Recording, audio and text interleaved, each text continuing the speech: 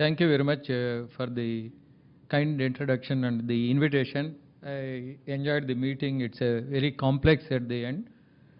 So the, there are several case reports in the last 6 years regarding the portosystemic malformations, and some are intrahepatic, extrahepatic abernathy, and we are all confused. So first of all, I would like to thank my colleague, friend, Dr. Jay Ranganath, Usha, Dr. Krishna Kumar, Prashant, Srinivas, all these people contributed to form the registry of transcatheter closure of portosystemic communications, and we came with the manuscript, and Dr. Krishna Kumar is ready with the manuscript for the publication. How it started? So 5 years back, we had a case of a cyanosis with no explanation.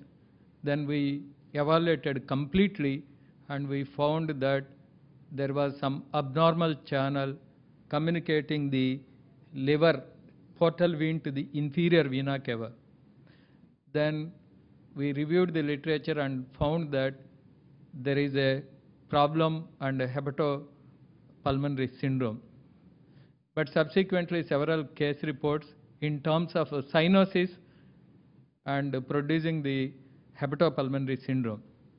But however, the pulmonary hypertension due to portopulmonary hypertension secondary to liver pathology was not completely established till then. So this is a 8 months baby. You will understand at the end of some of these cases why I am showing the cases first. This is 8 months old child, 6.5 kilogram, presented with respiratory distress. The cardiothoracic ratio was 0.6. There was some kind of heart failure, and there was pulmonary hypertension by echocardiogram. So as a part of evaluation, Professor Jay Ranganath, they performed the CT scan and found that there was left isomerism. And then subsequently you can see here, there is a channel here which is communicating from the portal vein to the inferior vena cava. So that is a type of portosystemic communication.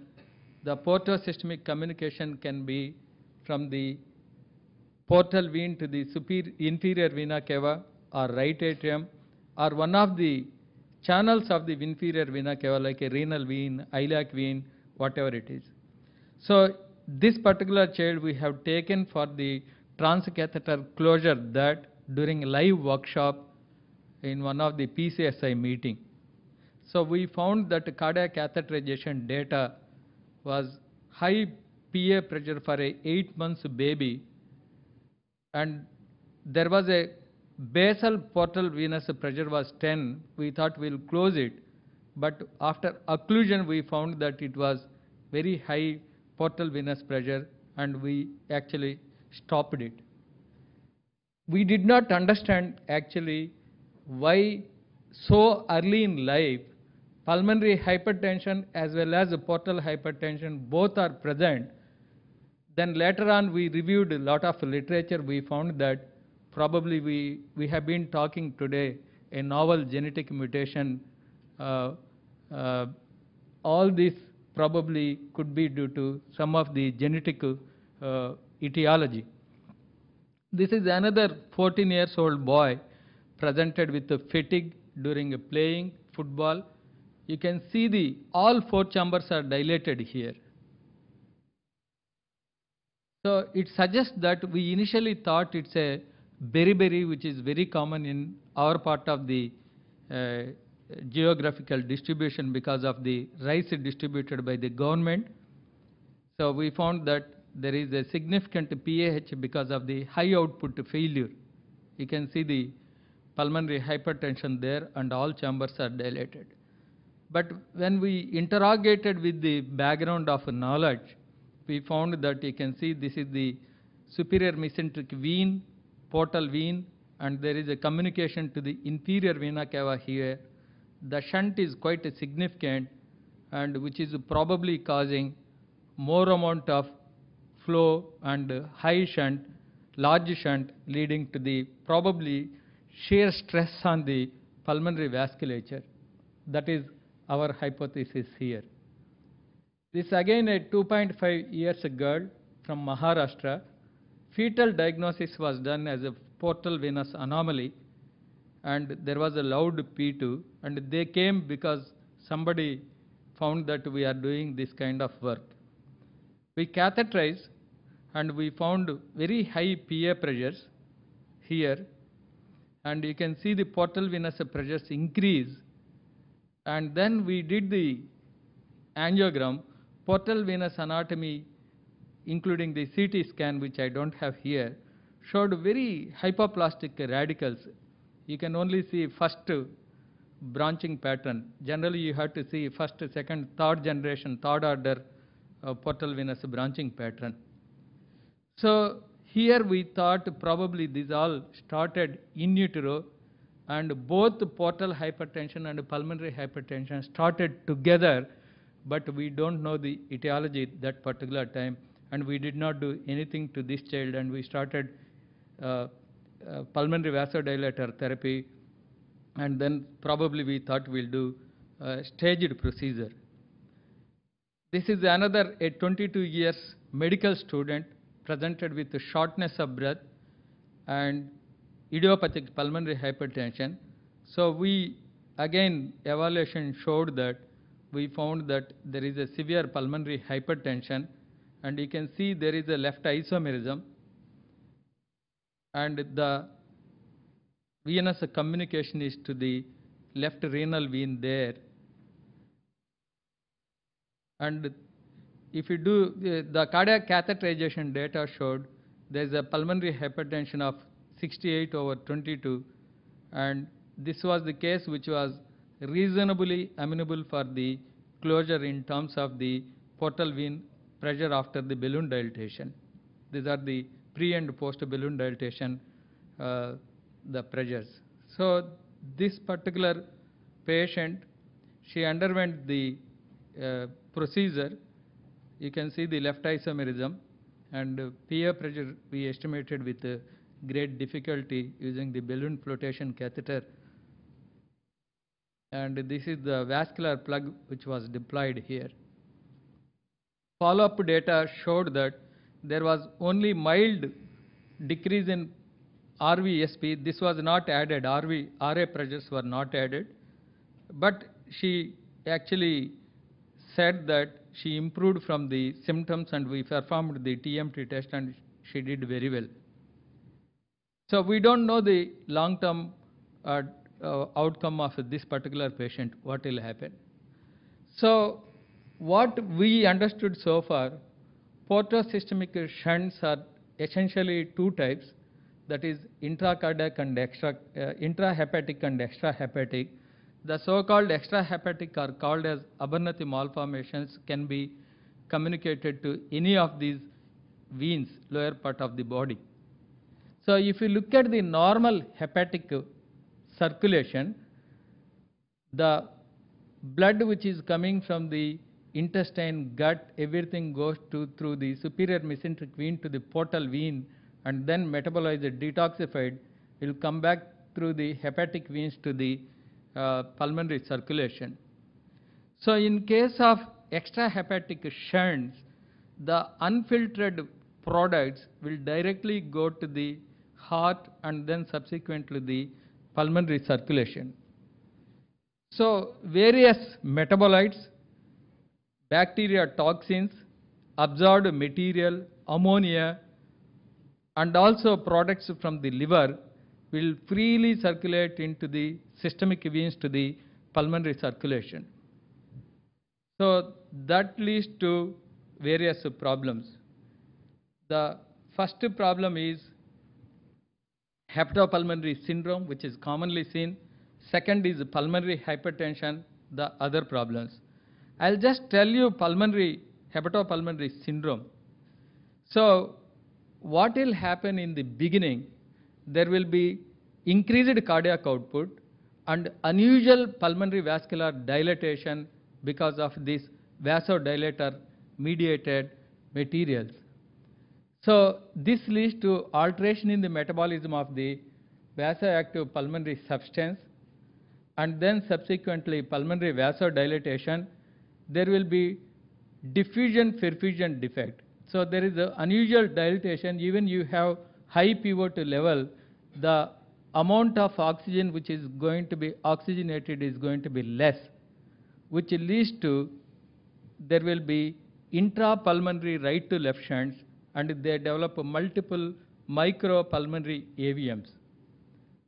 So this is the common pathology in the hepatopulmonary syndrome, which is very well known in cirrhosis of liver, whatever the etiology, and also commonly seen in case of Abernathy malformations or portosystemic communications. Whereas pulmonary hypertension is entirely opposite to pathology to the hepatopulmonary syndrome. So this is portopulmonary hypertension. Here what will happen, initially there will be high cardiac output. That cardiac output will cause the distal pulmonary vasculature will be exposed to the lot of blood, and there will be shear stress to the pulmonary vasculature, and which leads to production of the proliferation of the endothelial cells, and also release of lot of vasoactive substances that leads to pulmonary arterial vasoconstriction. So there may be genetic mutation which we have been discussing, like what we saw the first case, and there will be autoimmunity in some of the cases, which there are some couple of studies showed that antibodies production is high, demonstrated in some of the cases of the portopulmonary hypertension. Or one of the child 14 years boy, while playing football, you saw all four chambers are dilated. That is causing the shear stress from the increased pulmonary blood flow. So all these multiple mechanisms actually acting on the endothelial cell, which leads to the dysfunction, leading to the proliferation of the pulmonary endothelial cells and vascular lumen obliteration, which again causing a smooth muscle hypertrophy, and you can see that intimal and medial hypertrophy. This is one of the specimen of the portopulmonary hypertension published in Lancet, and they even developed the arteriovenous malformations here. So that leads to the vasoconstriction, and the material which are coming from the liver, which are not metabolized or detoxified by the liver, because directly communicating from the superior mesenteric vein to the systemic venous circulation, vasoactive substances, that leads to the vasoconstriction. So if we understand all this pathology, if we have a child so early in life, the mechanisms may be different. If you have a late presentation like a medical student, where you are actually breaking the disease much earlier, so that particular subgroup of patients not influenced by either autoimmune mechanism or genetic mechanism. So whereas when you have a shear stress leading to high cardiac output and subsequently vasoconstriction, development of pulmonary vascular disease like that may be a point of no reversal. They continues to have the pulmonary hypertension. So after reviewing all this literature, I understood that if you have a child with portopulmonary hypertension, with all four chambers are dilated, probably those are the cases where we should think for the closure. The pulmonary hypertension essentially in those patients are due to high cardiac output rather than already established pathological mechanisms. Whereas pulmonary hypertension, which you detect in the first decade of life, a series which is published in children of around 24 cases, the prognosis appears to be somewhat guarded and they don't respond completely, and probably they will have poor outcome, poor prognosis. Now coming to the point of a overlapping of hepatopulmonary syndrome and portopulmonary syndrome is seen in 2 or 3 case reports in the world literature, and for that we don't have explanation. People felt that initially there will be vasodilatation and there will be development of the intrapulmonary shunts. Subsequently, there will be vasoconstriction. So whatever shunts are there, which will persist for some time, so there will be overlap in 1 or 2 cases as per the literature. So in these cases, a clinical assessment including chest X-ray, echocardiogram with definitive profile of the portal vein and inferior vena cava. In case of isomerism, it may be difficult to profile the renal vein, but still we will be able to do with the help of radiologists sometimes, or CT scan may be difficult because you have to do triphasic study. It is not a simple normal study. You do arteriogram, CT angiogram, venous and arterial. You have to wait for the second levo phase to see the portal venous anatomy. So that we have to specifically instruct the radiographer and discuss with the radiologist prior to we do that. And cardiac catheterization should be done meticulously to do the calibration properly, the transducers, because we are dealing with the small millimeters of pressure of portal vein and balloon occlusion, because you are going to take the 2 venous punctures and check with the other catheter. This is so far our data, whatever the transcatheter cases. We did not include the cases which are not subjected for the transcatheter. The red colored one are the pulmonary hypertension group, where they had transcatheter device closures. So you can see the pulmonary artery pressures, PVR, which are quite significant. We are following them. So at this moment, there are 6 patients with portopulmonary hypertension in our study, but only 4 underwent transcatheter closure. Some of the patients did not undergo because of the fear what will happen to the portal pressure as well as the pulmonary pressures, because it's a combination of the pathology. In those patients, we started dual pulmonary vasodilator therapy. So our thinking at this point is understanding the pathophysiological mechanisms appears to be more complex than available literature. If you club everything, then probably I am imagining every case has got a different etiological factors, and more complex etiological factors play a role in developing both portal hypertension and pulmonary hypertension. I feel there may be more cases of this portopulmonary portosystemic shunts in the registry. It may be better to call them all if you have already not worked up, and it may be good idea to actually work up for the these kind of shunts, portosystemic shunts. Thank you very much for your attention. Thank you, Nagesh, for that excellent overview and bringing out this. As you know, increasingly we are recognizing this and picking up more and more cases. But I tend to differ with you in a couple of things, that I don't think they are 2 different diseases. Whenever the whenever the portal blood doesn't reach through the lungs, it doesn't go through the liver, you get into either initially vasodilatation and later a PAH. And people have worked out the molecule. They are thinking it's nitric oxide initially, which gives the vasodilatation. And why that nitric oxide excess leads to PAH is not worked out. Yeah. I had a patient with a very severely blue diffuse AV fistula, lost to follow-up. 5 years later, he came with not blue at all and with severe PAH. I didn't realize initially there was a hepatopulmonary syndrome, subsequently portopulmonary. Now I didn't realize it's so rare to report, and I thought it must be the same part, and then he lost to follow-up. Probably it is the same disease. And Same different disease, phases two of, different time frame, mechanisms. probably, or it may be different patient variables. Recently, I was talking to a pediatric gastroenterologist. He says there is a French group now which believe that you close it irrespective of the availability of portal vein or no. But they say it needs to be done in stages. If you don't see portal vein, because my idea was that if you don't see portal vein, don't do any of this thing. Now they have shown that you just do it in stages, and even if the portal vein are not seen on biopsy also, they have shown cases where they did not see portal vein on biopsy, did a stage closure, and the patient did improve. Few which we had PA pressures have come down also.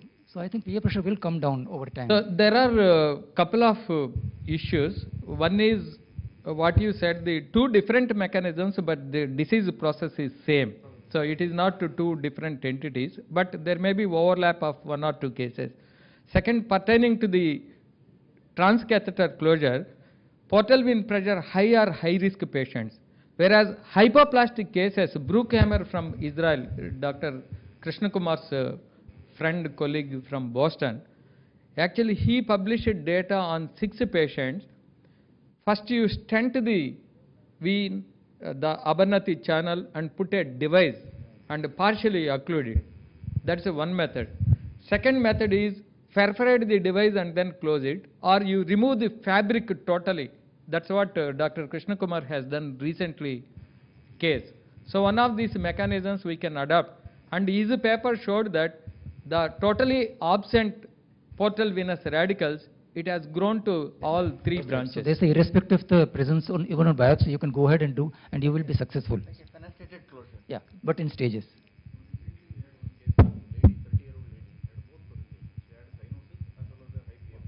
Right. It's the same disease, overlapping is there. Well,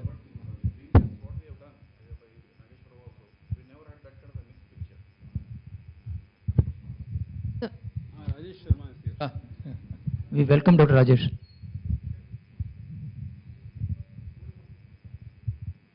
Very fascinating talk, Nagesh. I just had one question. Why do you say there will be high cardiac output if there is a veno-venous shunt? there will be vasodilatation. It's a vasodilation will be there Why should because that- of why all should this that- material. Okay. Even if it's not a AV Yeah, it is AV like a shunt. high output state, like systemic vasodilatation will be there. Okay. So when they do a Total lino, cardiac output will be increased. when they do a linorenal shunt for portal hypertension, you don't get a high No, cardiac it output. is not the veno-venous shunt because the total systemic venous return is same, but the material, whatever the We hepatic. have a model of surgically created linorenal shunt. Okay. There you don't get a high output state. So what's the explanation? Actually, we don't fully understand. I'm just Because your etiology, you based it on the shear stress and all that. So that's Yes. why I've asked. No, anytime when the liver is not functioning in that sense, so they get a systemic vasodilatory state. Like in So like a cirrhosis is a high output stage. If you measure cardiac output, a lot of cirrhosis, they will have a higher output than normal. But I don't think it's good enough to give such shear stress that severe pH should develop.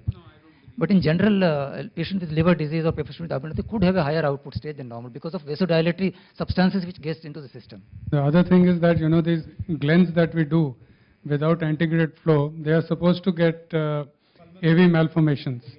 And this seems to be somehow, no, there there seems to be... QP equal to QS. That is total venous return equal to total systemic. Here it is a total cardiac output is like in beriberi. Right. Your total cardiac output is increased. They also develop pulmonary hypertension. Here also vasodilatory substances which causing vasodilatation of the distal vascular bed as well as the systemic vasodilatation. No, I get That's your why point. all 4 chambers of the heart are dilated. No, I get your point. I'm just raising another point. Okay. That this whole topic about lung and the portal circulation is so fascinating because we do this Glenn operation every day. Yes. And if we cut off the antegrade flow, Yes. they are supposed to develop AV malformations. They develop. And we say it is because of the hepatic factor not going to the lungs. Because there is something in the liver that is secreted by the liver that doesn't go to the lungs, which causes AV malformations. And this also happens in cirrhosis also. And when they get a liver transplantation, the AV malformations go away. Similarly, when you complete the Fontaine, the AV malformations go away. We had a very interesting patient. I just wanted to raise this in front of this audience. And this lady came to us after a Glen when she was 18 years of age, but she was not very desaturated. So, and she had no antegrade flow. So we studied her, we found her pulmonary artery pressure was 20 mean. So obviously she is not suitable for Fontan. But to our surprise, we found she had a big azygous connection going down, not decompressing, but connecting the SVC to the portal system, to the portal circulation, and the hepatic veins were not connecting to the IVC. So the whole portal circulation and the hepatic circulation was emptying through the azygous into the lungs, which means that the intestinal outflow or the portal outflow was going to the lungs through the azygous, and she was not developing AV malformations because of that, maybe. It is So, typical very left fascinating. isomerism with left isomerism associated with portopulmonary Yeah, syndrome. she had also had isomerism with. Then she didn't have the Left hepatic isomerism factor. is known for She didn't have the associated- hepatic factor, she just had the portal and the intestinal factor. Right, We and just that don't- prevented. We just don't know, understand what it is then. We don't know if it's hepatic factor or intestinal factor or both. We don't know what they are. We really have no clue. Fascinating. But all left isomerism patients should be evaluated for this kind of pathology. Thank you, sir. Thank you for the excellent talk.